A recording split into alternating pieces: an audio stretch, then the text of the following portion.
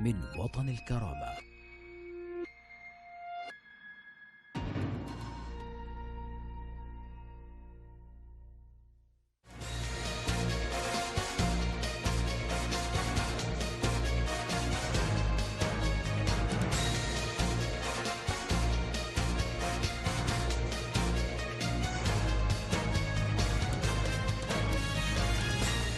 Hello, welcome to Watan al-Karama News Channel. It is 9 p.m. our time for top stories, and we start with latest developments in Libya. Libya welcomed the formation of the Islamic Military Alliance announced by Riyadh, including 34 Arab and Islamic countries led by the Saudi Arabia. Minister of Foreign Affairs and International Cooperation, Mohammed Al-Dairi, said that consultations took place between him and the Saudi Foreign Minister Adel Jubeir last Friday, during which the Saudi minister expressed the desire of the kingdom for Libya to be one of the founding stage of this alliance.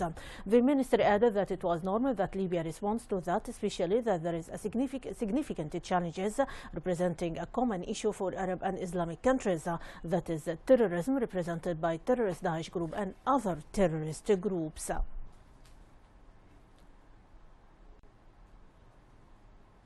United Nations support mission in Libya said that those who are engaged in obstructing the democratic transition in Libya must be held responsible for violence in the country. The mission added that the United Nations fully recognizes the Libyan political agreement and institutions emanating from it and pledges to support the national unity government. The mission noted that there is urgent need for national unity government based in Tripoli to be able to meet the challenges facing the country on humanitarian, economic and security levels, including the organization of terrorist Daesh group. Outgoing Congress or political committee of the outgoing Congress discussed the developments of the dialogue and the continued efforts exerted to support the success of the Libyan dialogue. The meeting, which was held in Tripoli, focused on the declaration of principles of the national agreement signed by the first deputy of the head of the outgoing Congress, Awad Abdel Sadiq, and chairman of the Reconciliation Committee of Parliament, Ibrahim Amisha. The meeting discussed the outputs of Rome meeting and the steps that should be taken about it, along with the political and legal status of some members of the Congress. Onto the EU reactions, the European Union foreign ministers assigned the External Relations Department to begin preparing for details of the promised aid to Libya, which previously approved a total value of up to 100 million euros. This announced by EU Foreign Policy Chief Federica Mogherini, who expressed the hope that the crisis parties sign a political agreement in the next few days. Mogherini focused on the support shown by all European member states for the outputs of the Rome Conference on Libya, stressing that Europe wants to accompany the political process in Libya, even after the formation of the government. And now we transfer to the EU reactions. Peace and Security Commissioner of the African Union, Ismail Sharqi, said that holding a political agreement by the Libyan parties will allow better coordination to combat terrorism suffered by Libyans and neighboring countries.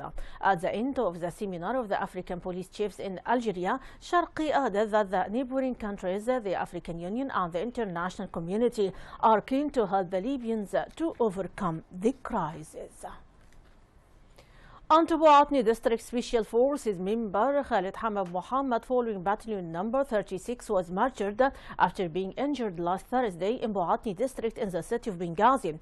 A spokesman for the Special Forces, Colonel Milud Azzawi, said that the duty martyr was part of the reconnaissance patrols in Boatni District, where he and his comrades faced a heavy lead without interruption that resulted in the death of the martyr Mohammed Milud Al-Ajami on the spot and wounding 6 other soldiers.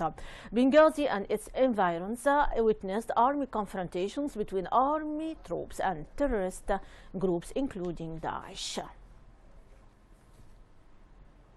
On to Ashdabia, units of young supporters of Arab-Libyan armed forces began deploying in Ashdabia in preparations for the start of a wide-scale military operations under the name of Al-Asf al-Ma'kul to cleanse Ashdabia from elements of the terrorist groups.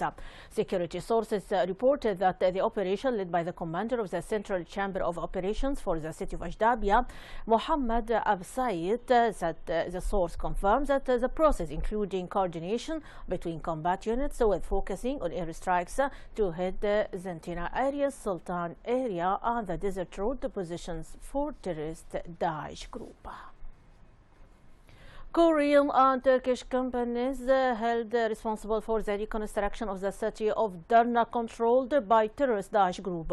The statement noted that one Korean company and a slighting Turkish are invited to resume the work of reconstruction in the city's northeastern Libya between Benghazi and Tobruk. The statement called for the two companies to complete the establishment of housing units, infrastructure and the city projects, which stopped because of the work that Libya witnessed in general and the city of Derna in particular.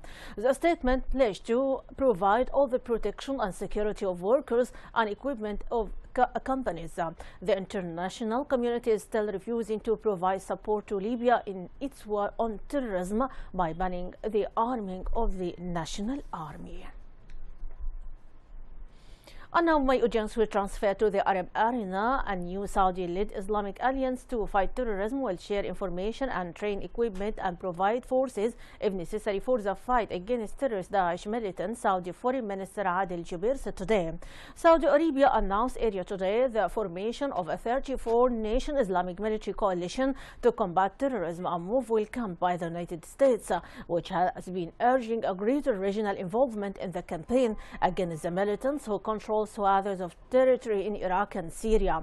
There also has to be a military component to this, because you have to deal with the terrorists at three levels: the men, the money, and the mindest.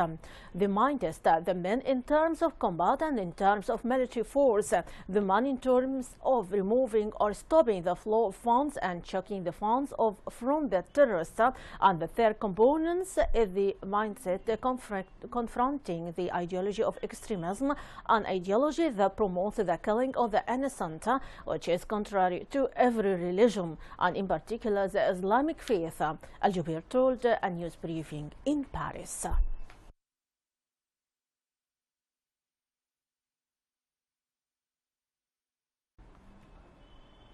My audience, that is the wrap-up of our top stories for today. For much more, you can check our website www.watanilkarama.tv. Thanks very much for being with us. My greeting, Rانيا البليدى.